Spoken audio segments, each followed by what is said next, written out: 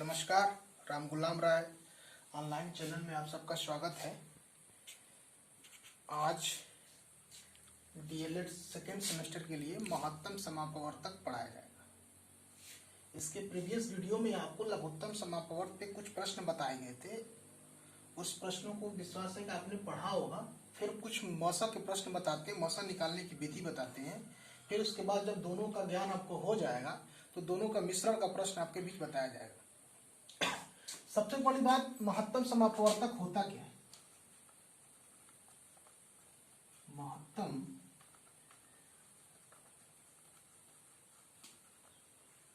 महत्तम समापवर्तक, इसे ही कहते हैं हायर कॉमन फैक्टर। महत्तम समापवर्तक होता क्या है? वह बड़ी सी बड़ी संख्या जो दी गई संख्याओं को पूर्णतः विभक्त कर दे, वह संख्या दी गई संख्याओं का महत्तम समापवर्तक होता है। यानी मैंने कह रहा था वह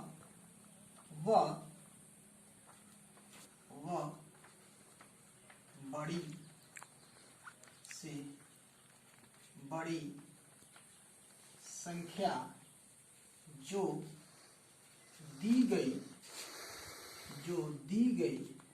संख्याओं को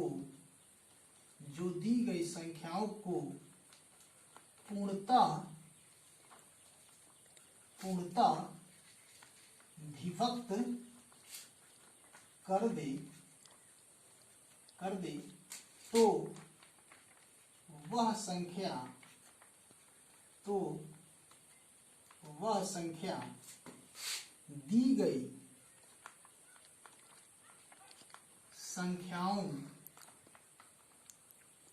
दी गई संख्याओं का महत्तम समापवर्तक होगा। हमने ये बता रहा है वह बड़ी सी बड़ी संख्या, महत्तम समापवर्तक क्या होता है। अब का आज का टॉपिक्स है कि महत्तम समापवर्तक क्या होता है। वह बड़ी सी बड़ी संख्या जो दी गई संख्याओं को पूर्णतः यानी पूर्णतः पूरा भाग उसमें चला जाए, पूर्णतः विभाजित कर दे, तो वह संख्या क्या होगा? महत्तम समापवर्तक होगा। इसके निकालने की भी सेम लघुत्तम समापवर्तक जैसे निकालते थे, यहां भी इसके निकालने की दो विधि है। एक पहला विधि है गुणनखंड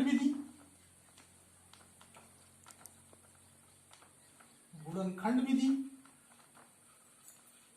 और दूसरा है भाग विधि। अब इसकी बारी बारी से इन दोनों चीजों को हम अध्ययन करेंगे। जैसे मान लीजिए एक फॉर एग्जाम्पल एक ले लीजिए। एक आपको 3 अंकों की संख्याओं का इसमें इस सेमेस्टर में अध्ययन करना है। 8, 16, 24 ये 3 अंक की संख्याएं। अब कहा जाए इसका महत्तम समापवर्तक क्या होगा, तो आप इसको दो विधि से लगा सकते हैं, एक गुणनखंड विधि, एक भाग विधि। तो गुणनखंड विधि जब आप प्रयोग करेंगे तो सेम उसी प्रक्रिया के तहत जिस तरह से आप लघुत्तम समापवर्तक निकाल रहे थे, लोएस्ट कॉमन फैक्टर निकाल रहे थे, ठीक उसी प्रक्रिया से गुणनखंड करेंगे। गुणनखंड करने के बाद हम आगे देखते हैं क्या करेंगे। हमने 8 का गुणनखंड करेंगे, 2 दूना 4, 4 दूना 8। फिर 16 का गुणनखंड करेंगे, 2 दूना 4, 4 दूना 8, 8 दूना 16। फिर हम 24 का करेंगे तो 2 दूना 4, 2 दूना 4, 4 दूना 8, 8 त्रिका 24। ये हमारा 8 और 16, 24 का गुणनखंड।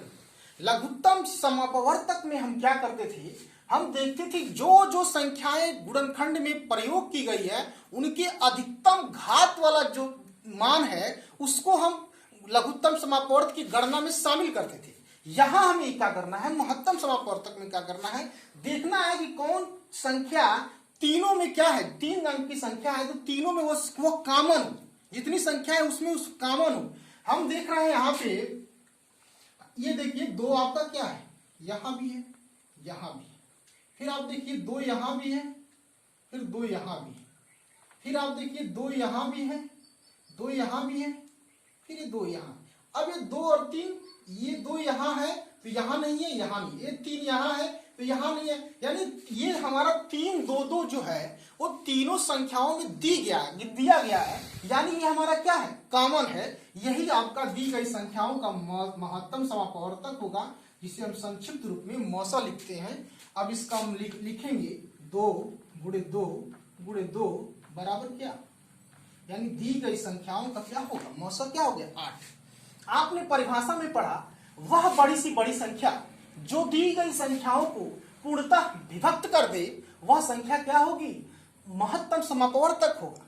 अब ये बताइए 8 और 16 24, 8 और 16 24 का मतलब यह है कि 8 से आप भाग देंगे तो 8 में 8 से भाग देंगे तो पूरा पूरा विभाजित होगा, 8 में आप 16 में भाग देंगे तो पूरा पूरा विभाजित होगा, 8 में आप 24 से भाग देंगे तो पूरा पूरा विभाजित होगा।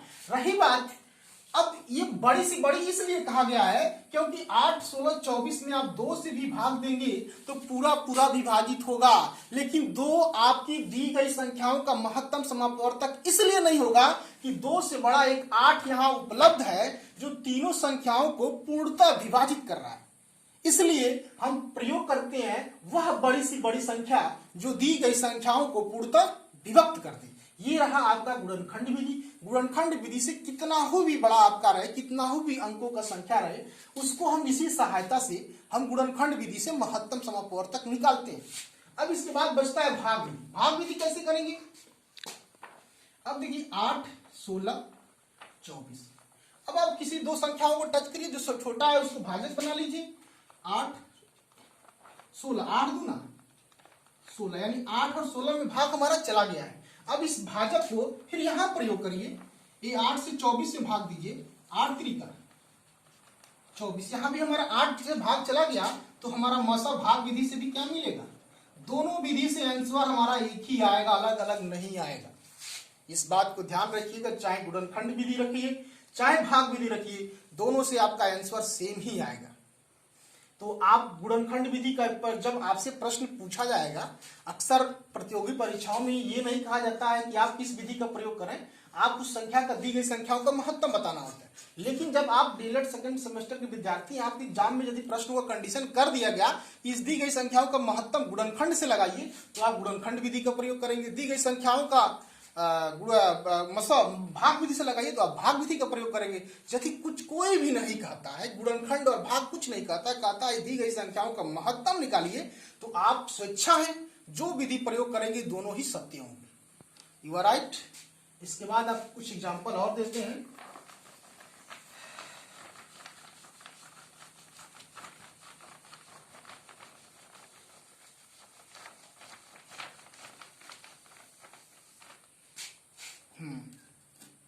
जैसे 84 126 140, 84 126 140, ये 3 अंक की संख्या है। 84 126 140, इसका कह रहा है कि महत्तम समापवर्तक क्या होगा, इसका महत्तम समापवर्तक क्या होगा। अब यदि आपसे कहा जाए कि महत्तम निकालिए तो आप गुणनखंड और भाग किसी भी विधि से आप निकाल सकते हैं। कहा 8 दी गई संख्या 84 126 140 का मौसा आपसे पूछा जा रहा है, तो आप इसको दोनों विधि से इसको लगा सकते हैं। आपके ऊपर निर्भर करता है कि आप ये कौन सी विधि का प्रयोग करते हैं। हम यहाँ पे 84 पहले गुणनखंड विधि का प्रयोग कर रहे हैं। गुणनखंड विधि का हम प्रयोग कर रहे हैं, इसकी सहायता से इसको देख रहे हैं। 84 का गुणनखंड किनारे कर लीजिए। 84 का गुणनखंड देखिए 2 42 21, 3 से जाएगा 3 से 21, आपका आ गया गुणनखंड 84 का। कर लीजिए 2 दूना 4, 4 के 12, 12 से 84। फिर वही काम 126 के लिए कर, 126 का भी करके यहाँ देख लीजिए। 126 का 2 6 के 12, 2 3 6, 2 से अब नहीं जाएगा, 3 से जाएगा। 3 दूना 6, 3 कलम 3, फिर अब ये जाएगा 7 से जाएगा, 3 7 21। अब ये इसका गुणनखंड हो गया, इसका गुणनखंड हो जाएगा 2 3 6, 6 3 18, और 18 5 90, 18 से 118 से 126। ठीक है। फिर 140 आता है। 140 का करेंगे, ये हो जाएगा 70, 2, 35, 5, इसका गुणनखंड ये हो जाएगा 2 दूना 4, 25, 20, 40। 20 के पूर्व प्रश्न में भी आपको मैंने बताया था कि गुणनखंड विधि से हम पहले गुणनखंड करते हैं। यदि आपको संख्या बड़ा है तो आप किनारे इसको करके कर लीजिए, इसको भाग से करके देख लीजिए कौन कौन संख्या इसके गुणनखंड में प्रयोग आ रहा है। आप उन संख्या को इसको लिखिए। अब इसके सामने आपको ये बताया गया था महत्तम में कि जो जो संख्याएं इसमें प्रयोग की गई है, कौन ऐसी संख्याएं हैं जो तीनों में है, इन तीनों के गुणनखंड में है, वो संख्या महत्तम समापवर्तक ये दी गई संख्याओं में गणना होगा। अब देखिए 2 हमारा यहां पर भी है, यहां पर भी है, यहां पर भी है, यहां पर भी है, ये तीनों में कॉमन है। फिर देखिए, अब देखिए यहाँ पे 2, यहाँ अब यहाँ 2 है, यहाँ 2 है, लेकिन यहाँ 3 है, यहाँ 2 नहीं है, तो हमारा अब 2 कॉमन नहीं है। अब 3 को देखते हैं। 3 देखिए यहाँ है लेकिन यहाँ नहीं है, तो हमारा 3 भी नहीं होगा। अब देखिए 5 को देखिए, 5 हमारा यहाँ है लेकिन यहाँ और यहाँ नहीं है, ये क्या है 7 हमारा क्या है, दोनों जगह है, तीनों जगह है। तो हमारा दी गई संख्या का महत्तम क्या हो जाएगा,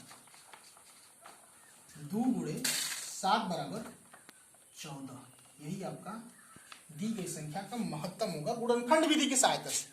अब इसको भाग विधि से कैसे लगाएंगे, भाग विधि से देखिए 84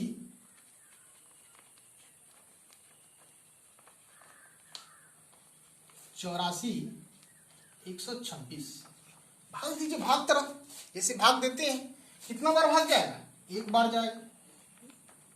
6 में से 4 जाएगा, 2, 12 में से 8 गया 4, 42 दूना पूरा पूरा कट जाएगा।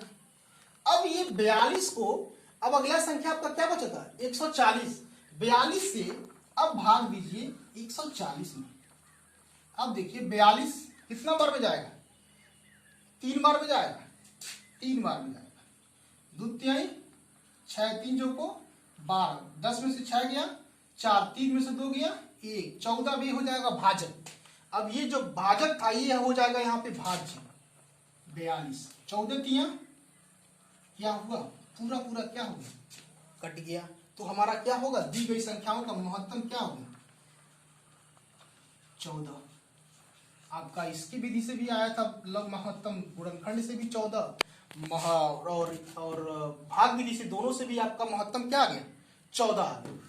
तो आपको महत्तम निकालने की विधि बताई गई है। कोई भी संख्या दी रहेगी तो आप पहले उसका गुणनखंड से लगाना चाहेंगे, गुणनखंड से करेंगे, भाग से लगाना चाहे भाग से करेंगे। जब गुणनखंड करेंगे तो उसका गुणनखंड करेंगे, गुणनखंड करने के उपरांत यह हम देखेंगे कि इसमें कौन कौन सी संख्या ऐसा है जो तीनों में सार्वनिष्ठ है, कॉमन है। उन संख्याओं को हम अलग ले लेंगे, उनको आपस में क्या कर देंगे, मल्टीप्लीकेशन कर देंगे, गुणा कर देंगे। वह संख्या दी गई संख्याओं का क्या हो जाएगा, महत्तम समापवर्तक हो जाएगा, हाईएस्ट कॉमन फैक्टर हो जाएगा। वही काम भाग विधि में करेंगे। भाग विधि में क्या करेंगे, 3 संख्या रहेगा, सबसे छोटी संख्या को क्या करेंगे, भाजक बना लेंगे, बीच वाली संख्या को भाज्य बना के शुरू करेंगे। जो अभाजक आपका बचा रहेगा, फिर अगली संख्या से उसी को भाजक बना के उस संख्या को भाज्य मान के फिर भाग देंगे। ये प्रक्रिया करेंगे, दोनों से आंसर हमारा एक ही आएगा। You are right. एक और एग्जांपल आपको बता देते हैं।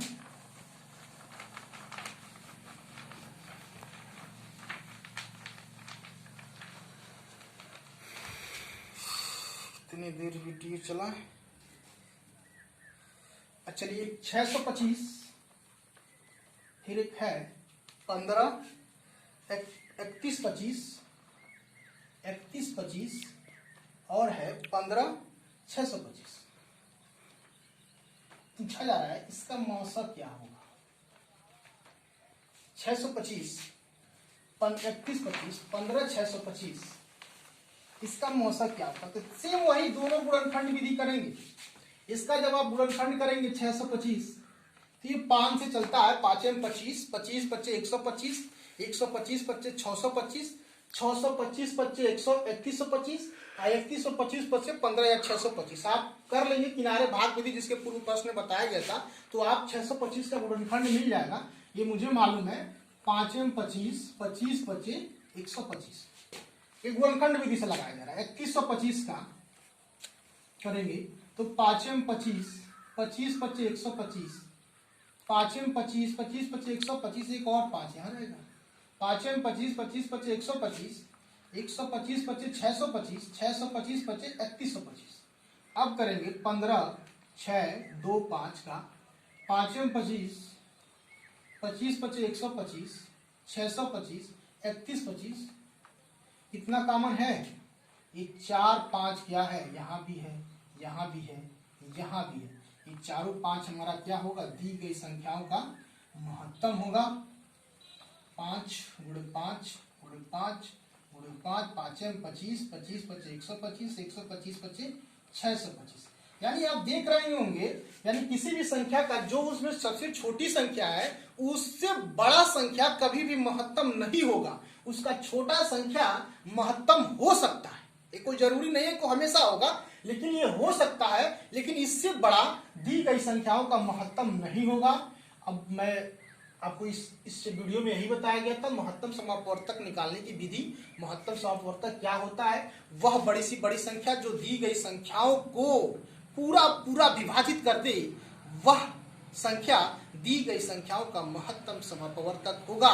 इसकी निकालने की 2 विधि बताई गई है, गुणनखंड विधि और भाग विधि। उस पर आपको प्रश्न बताए गए, कुछ प्रश्न आप लगाने का प्रयास करिएगा। फिर नेक्स्ट वीडियो में आपको मैं साथ आऊंगा, कुछ प्रश्नों को साझा करूंगा। बहुत बहुत धन्यवाद, नमस्कार।